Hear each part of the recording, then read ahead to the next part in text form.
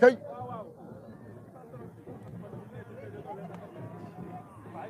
mbokk yi gis ngeen yéen a ngi seen nag yi noonu ci rafetaay bi muy ay nag yu taaru barke Serigne Touba lim bi fo da ngay xool ba fu sa bët yam doolay màggal gi Serigne Béthio yamul ci lu ñuy wax waaye lu ñu jëfe la lii boo ko xoolee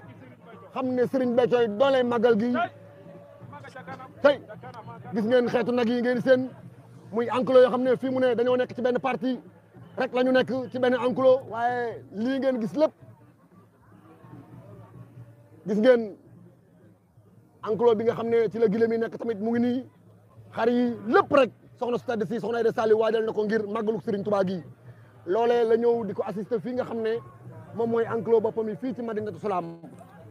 di ko ñaanal mu yàgg fi loolu te wér moom sunu sang bi soxna Aïda Saliou tey ndeysaan